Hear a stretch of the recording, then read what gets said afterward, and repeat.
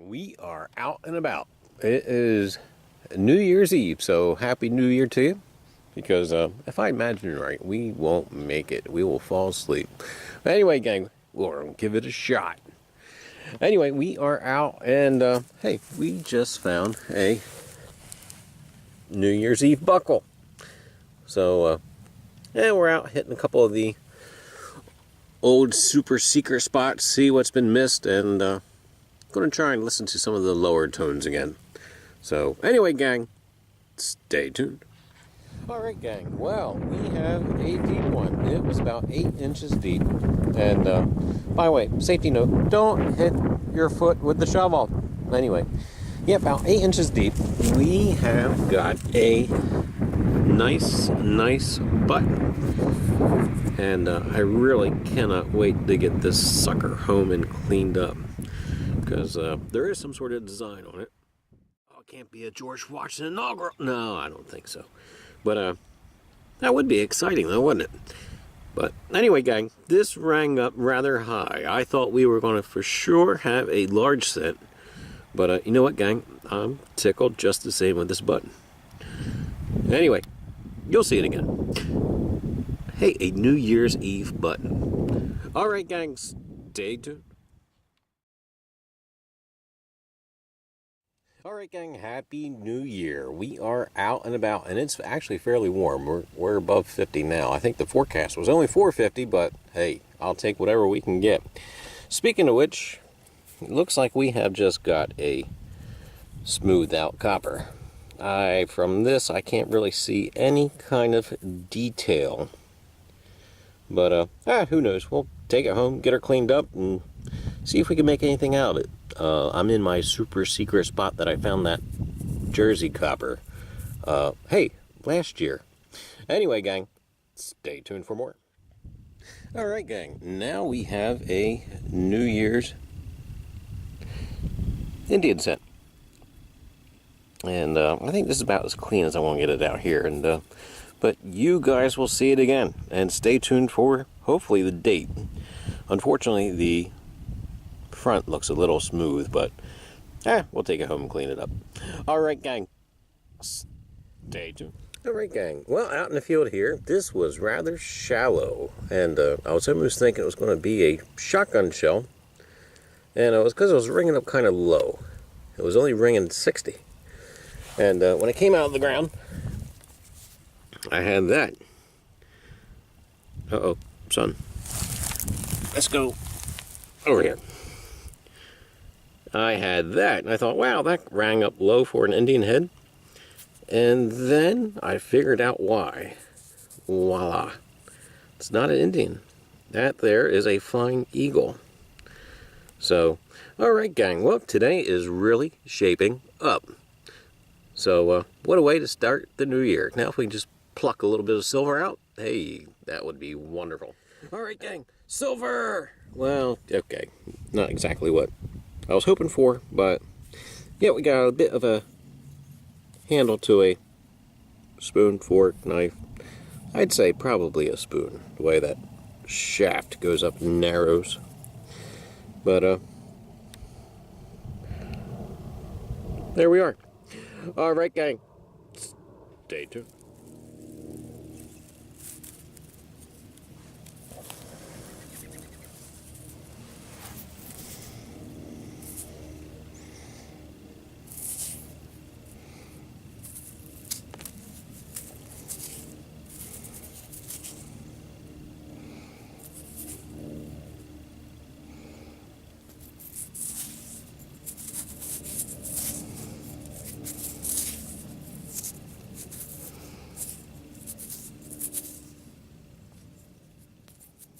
Alright, gang, well, this was showing shallower than what it actually was registering. It was telling me it was about maybe 6 inches down. It was only about 4, so I kind of overdug a little bit.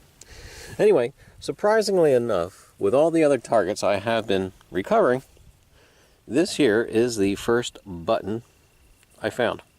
At least I'm pretty sure it's a button, because that looks like it's the hasp is, or hasp, the loop there is you know, that thing is bent back towards the button. But shank, there you go.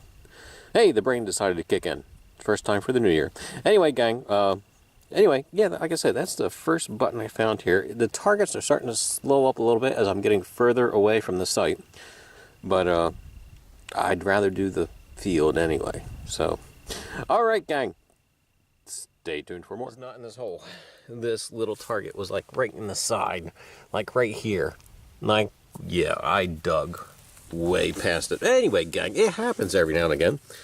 But we do have an interesting target. We have a, I'm guessing is going to be a Indian head scent. But I'm not going to really clean it up because I am losing daylight on this New Year's Day. So we're going to throw this in oil and we'll take it home and clean it up. And you know what? You'll see it later, so stay tuned.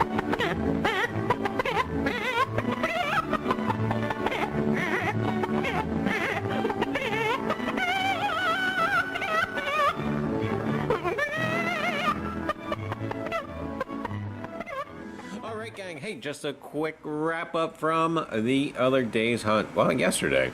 Today is January the 2nd. Anyway, gang, we did manage to pull out a little bit of clad, just probably stuff people's dropped over the years. And got, strangely enough, this piece of lead. I don't know if you can see the floral design in it or not. That was kind of neat. And by the way, this year, I'm actually going to save all of my shotgun shells. I don't know why, but I kind of got it through my head. I'm curious to see how many I dig through the course of the year. So I thought I'd save them and throw them in a bucket. Anyway, gang, this was actually kind of neat. I was detecting by an old fallen tree, and yeah, there was a bullet stuck in it. And here's those buttons. So this button here actually has something written in it around the edges. However, a lot of it is toasted. And there's an actual real nice little flower button. It rang up rather high, and I had to actually have hopes for a large scent when that was ringing up, but I'll take it. And here's probably a bit of, probably one of the biggest buckles I have ever found.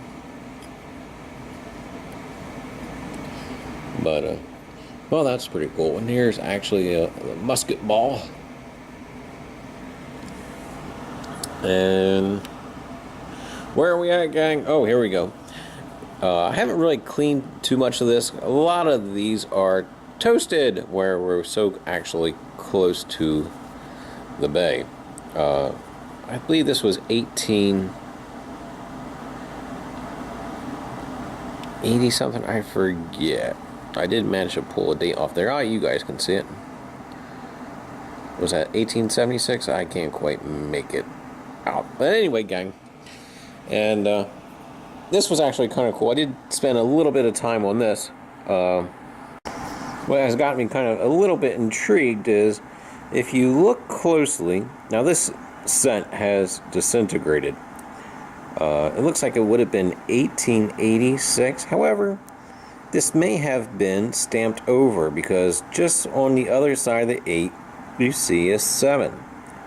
Like I said, this may have been stamped over. Well, that's just kind of cool. That is actually going to be, I don't know how far I will clean this up, but I do want to preserve that because I thought that was kind of unique.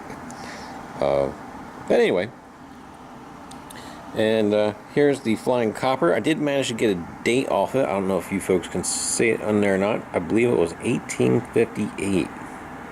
But it is very, very worn, and I won't really tinker with this too much.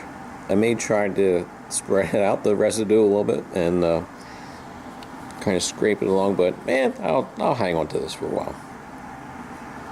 And there's copper number 2, and copper number 2 just, it's a copper disc. It is just flat. I did see a little bit of a G, so I'm starting to think it was a Giorgio. And same thing with this one. Except we're going to try and get some light here, and there we go. Now earlier I did see a 9 in the date as the last number. And there we go. That's the only bit that's left to it right there. And if you guys can manage to see that, it is tough. But hey, you know what? Sometimes that's how they come out of the ground. There's nothing you can do about it. But anyway, gang, that is all we got. So, hey, get out there and find your treasure.